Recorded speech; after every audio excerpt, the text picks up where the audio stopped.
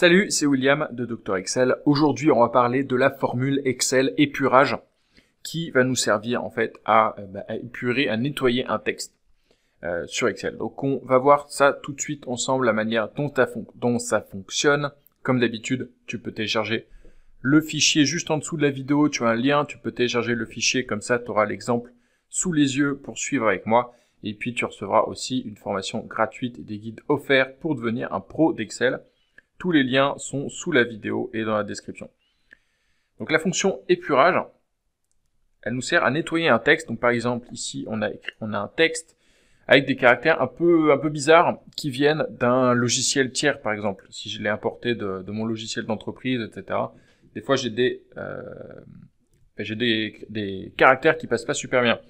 Par exemple, il y en a certains caractères qui en fait représentent un retour à la ligne. Tu le vois ici, après tu vois, j'ai deux caractères bizarres, et ben il y en a un, quand tu rentres dans la cellule, il y en a un qui est interprété, enfin, tu vois, on voit qu'il y a plus qu'un seul carré, donc il y en a un qui en fait est un retour à la ligne. D'ailleurs, on l'a après.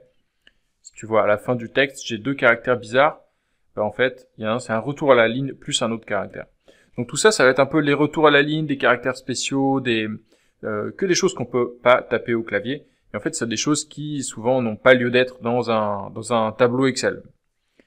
Donc, pour les enlever, et tu vois, et donc, en fait, déjà, de base, ils se représentent mal, en fait. On voit que c'est des petits carrés qui sont mal interprétés. Pour enlever tout ça, on va utiliser la fonction épurage. Épurage d'un texte qui, en fait, va enlever tout le texte,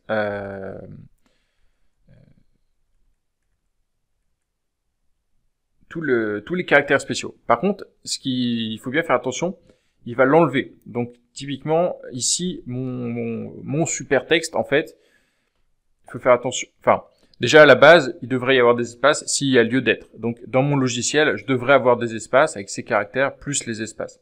Si je les ai pas, en fait, ça va me comprimer tout en un seul texte. Donc, ce qu'il faudrait faire pour récupérer ça et, en fait, le remplacer par des espaces, c'est qu'il faudrait récupérer ce truc-là et dire et faire par exemple une fonction substitut. Je vais faire substitut dans ce texte. On va dire l'ancien texte qui va être celui-ci et le nouveau texte on va mettre un espace.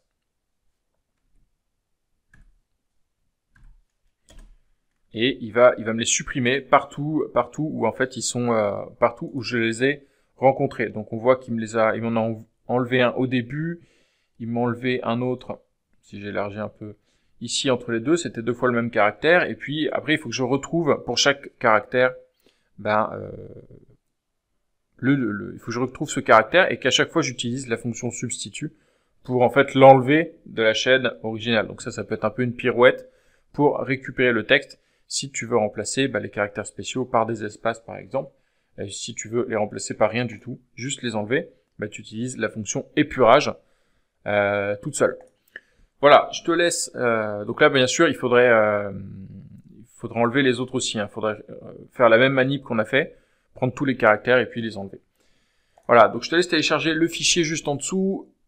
Tu as le lien sous la vidéo et puis tu auras le lien vers la formation offerte et les guides offerts pour devenir un pro d'Excel.